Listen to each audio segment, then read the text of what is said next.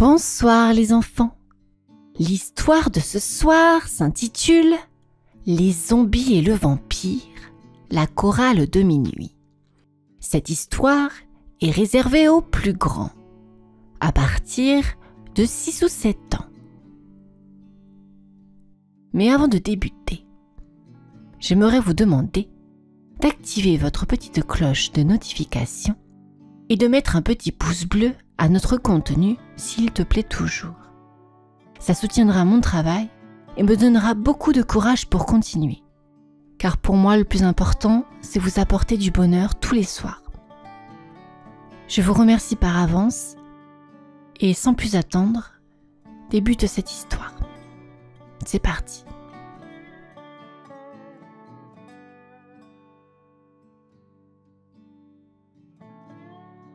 La nuit s'étirait lentement sur le cimetière du croissant de lune. Le vent faisait frissonner les herbes hautes et les lucioles dansaient comme de minuscules lanternes d'or. Entre deux cyprès tordus se dressait un vieux mausolée de pierre, couvert de mousse et de toiles d'araignée. C'était là que dormait Vlad, le vampire.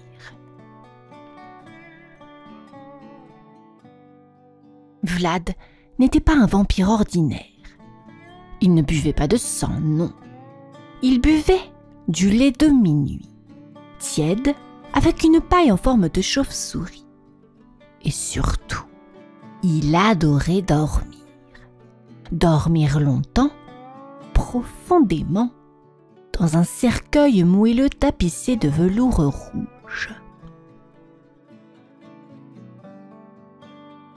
Ce soir-là, avant de fermer les paupières, il soupira de bonheur. Ah! Quelle belle nuit pour un bon somme! Pas un bruit, pas un cri, juste le doux silence des morts vivants heureux. Mais à peine eut-il refermé son cercueil qu'un ouh la mi déchira le calme. Vlad se figea. Était-ce le vent? Une bête sauvage? Non, c'était une voix. Une voix fausse, grave, terriblement fausse. Puis, d'autres s'ajoutèrent.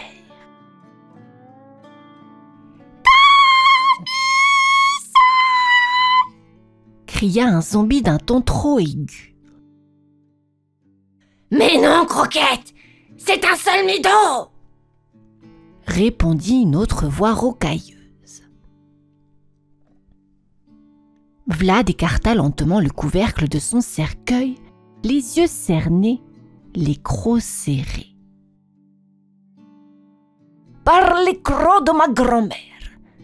Mais qu'est-ce que c'est que ce vacarme? Il se leva, sa cape traînant sur les feuilles mortes, et grimpa jusqu'à la surface. Là, il découvrit un spectacle ahurissant. Une dizaine de zombies formaient un cercle en clair de lune, chacun tenant une partition trempée de boue. L'un d'eux battait la mesure avec un os de fémur. Vlad soupira, les bras croisés. Ah! Impossible de dormir dans ce cimetière de fous. Le chef des zombies leva les yeux, ravi. Oh! Le voilà! Notre nouveau baryton! Vlad resta bouche bée. Son cauchemar ne faisait que commencer.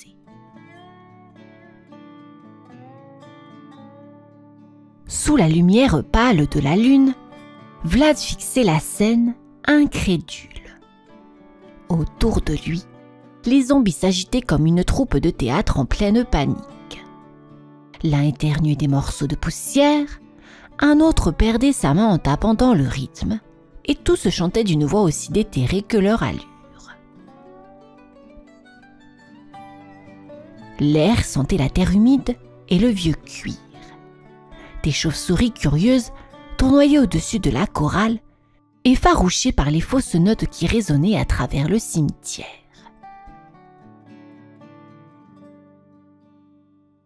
Silence! Tonna Vlad, les yeux flamboyants. Je veux dormir, moi!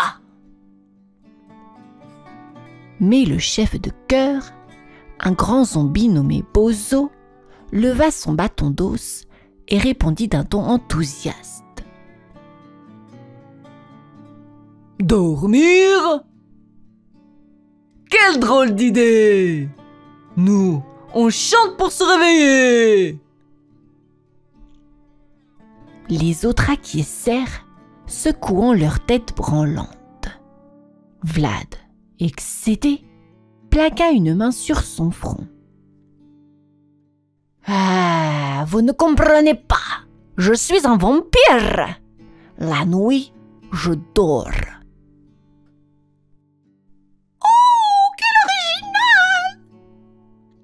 Dit Croquette, un zombie à la voix aiguë comme un hibou enrhumé. Nous, on a chanté la nuit. C'est quand nos voix sont les plus gluantes. Elle se mit à fredonner un air si faux que même les corbeaux s'envolèrent d'effroi. Vlad, exaspéré, sortit un petit coffret en argent et enfila 2 énormes boules taillées dans du marbre. Mais les voix passaient à travers, puissantes et grinçantes. Le sol vibrait presque. « Très bien, » murmura-t-il entre ses crocs. « Si je ne peux pas dormir, je vais devoir agir. » Il bondit sur une tombe, ses yeux brillants d'un éclat rouge sombre. « Assez! Je vous ordonne d'arrêter cette cacophonie! » Mais au lieu de s'arrêter, Bozo applaudit. « Magnifique! Quelle puissance dans la voix! Vous voyez, mes amis? C'est un vrai ténor! » Les zombies éclatèrent d'un rire rouillé. Vlad sentit un frisson lui parcourir le dos. Il venait, sans le vouloir, de rejoindre la chorale de minuit. Le vent s'était levé, soulevant des tourbillons de feuilles mortes autour des tombes. Vlad, debout sur un mausolée, observait la troupe de zombies en contrebas. Il l'attendait, les yeux vides mais pleins d'entrain, persuadé qu'il allait diriger leur répétition. « Écoute-moi bien, » marmonna Vlad, la cape frémissante. « Je ne veux pas chanter, je veux dormir. Dormir, vous entendez? » Bozo, le chef de chœur, brandit son os de direction. Parfait! Nous commençons par la chanson « Sommeil éternel ». Alors... Non! Soupira Vlad au bord de la crise de nerfs.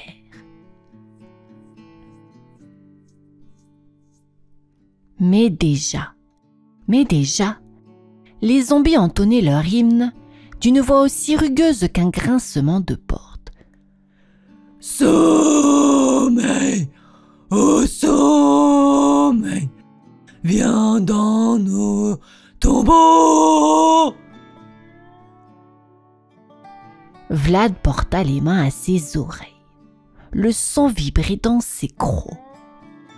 Les pierres tremblaient, les chauves-souris fuyaient, et même les statues d'anges semblaient grimacer.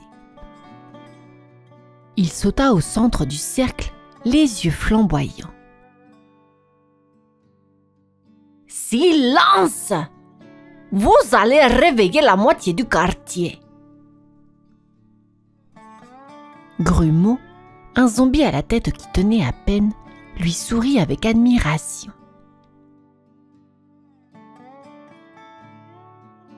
Quelle projection! Quelle passion! Ce vampire a du coffre, chef! Bozo hocha gravement la tête. Nous le nommons chef adjoint de la chorale. À partir de maintenant, c'est lui qui fait le la. Vlad cligna des yeux. Le quoi? Et avant qu'il puisse protester, Croquette lui tendit une partition dégoulinante de boue. Tenez, c'est pour vous! On a même prévu un micro anti-biais! Vlad leva les bras au ciel, désespéré. Il tenta bien de s'enfuir vers son cercueil, mais les zombies l'entourèrent en riant, battant la mesure comme un orchestre maudit. Le vampire soupira, vaincu. Ah, très bien. Une seule chanson. Et après, tout le monde dort. Promis?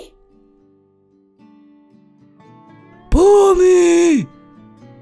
Répondirent-ils en chœur. Mais Vlad ignorait encore que leur seule chanson durerait toute la nuit.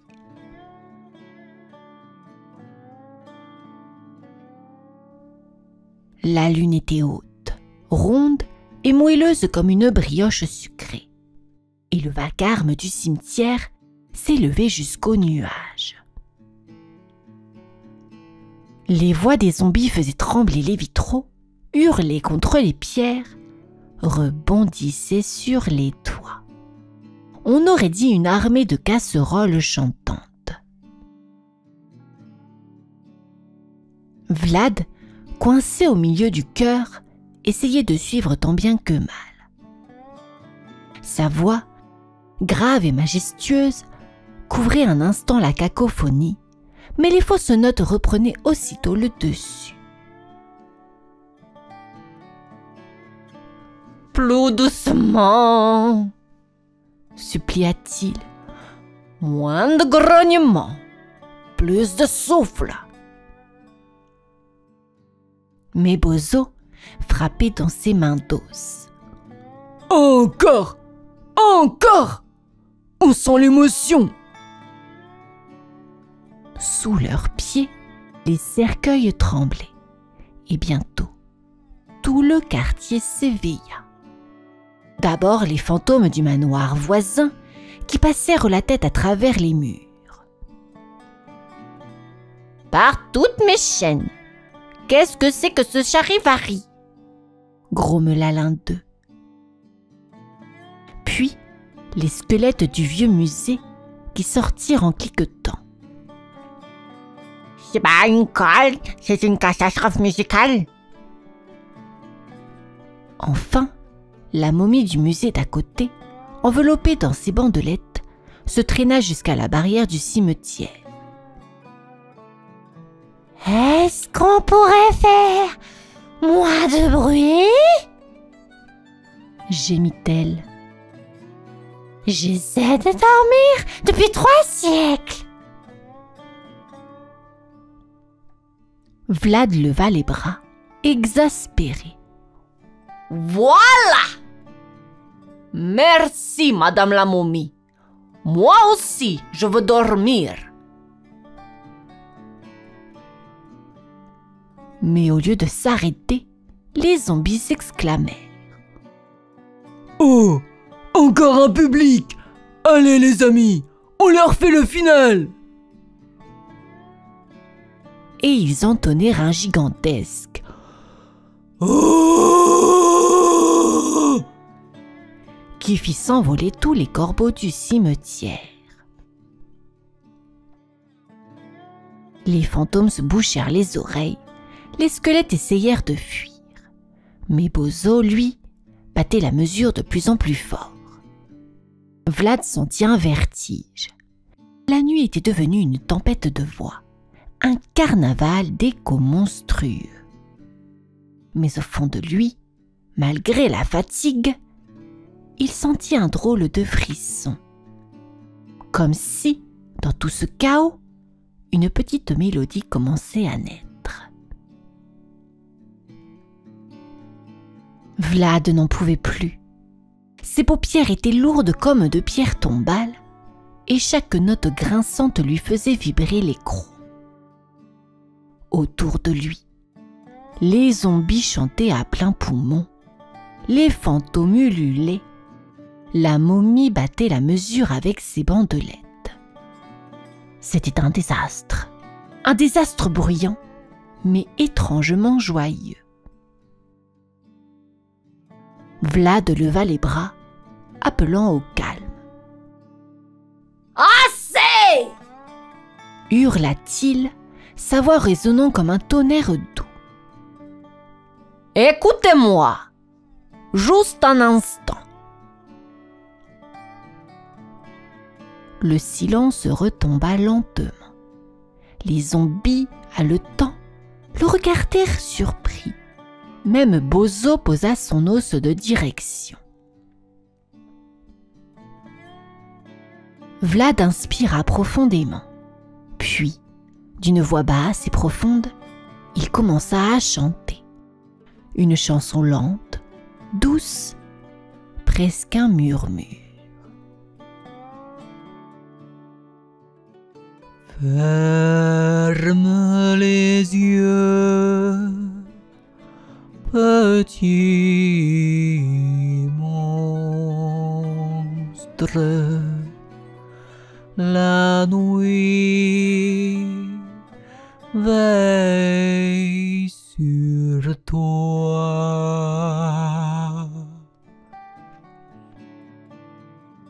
Ces mots flottaient dans l'air comme des plumes. La lune semblait s'approcher, les étoiles palpitaient doucement. Croquette posa une main sur sa poitrine décomposée. « Oh, c'est joli ça, chef !»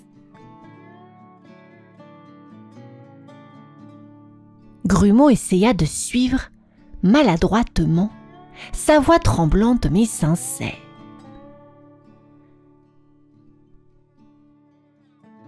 Dar, dar, petit mort vivant.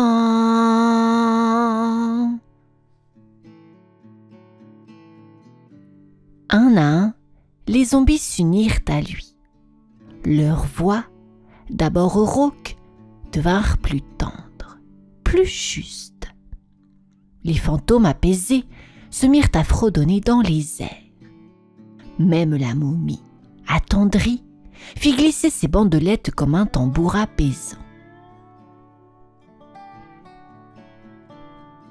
Le vent lui-même sembla se calmer et le cimetière vibra d'une mélodie simple, sincère, presque magique. Vlad ferma les yeux, un sourire aux lèvres. « Voilà !» murmura-t-il. « Ce n'est pas le silence, mais c'est la paix. » Les chauves-souris tournaient lentement autour d'eux, comme si elles accompagnaient la chanson. Et bientôt, la berceuse enveloppa tout le quartier, douce comme une couverture de velours. Cette nuit-là, pour la première fois, le vampire et les zombies chantèrent à l'unisson. Et pour la première fois aussi, Vlad sentit le sommeil venir. Le cimetière du croissant de lune reposait enfin dans un calme merveilleux.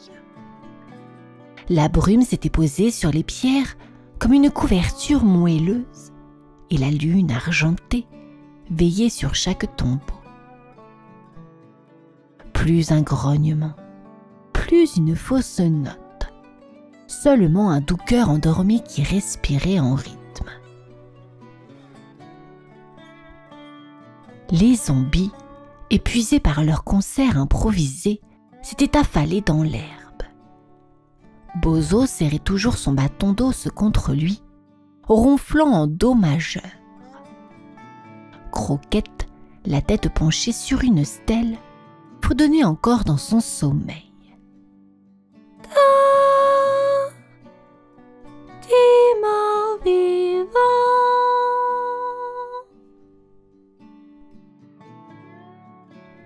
Même la momie du musée s'était recouchée, un sourire tranquille sous ses bandelettes.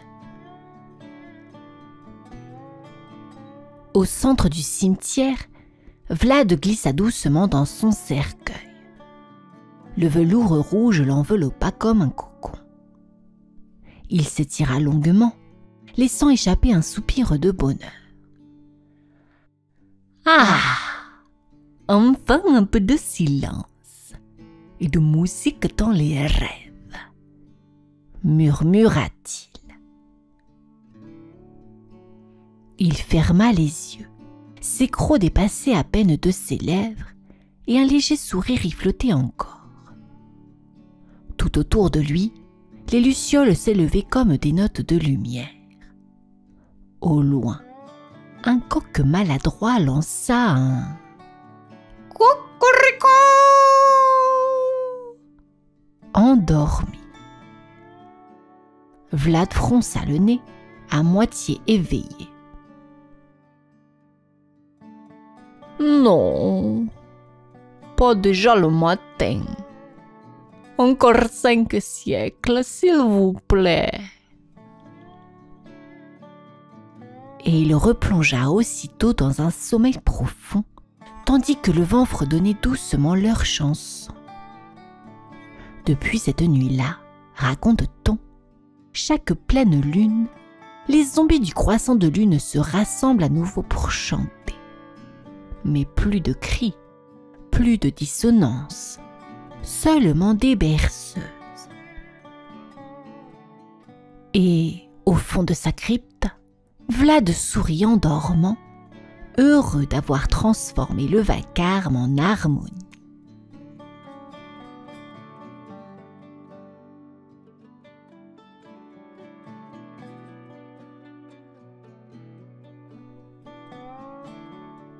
Et c'est ainsi que se termine cette histoire. Je vous invite à présent à vous endormir, si ce n'est pas déjà fait. Et je vous dis à demain pour une nouvelle histoire. Je compte sur vous. Au revoir.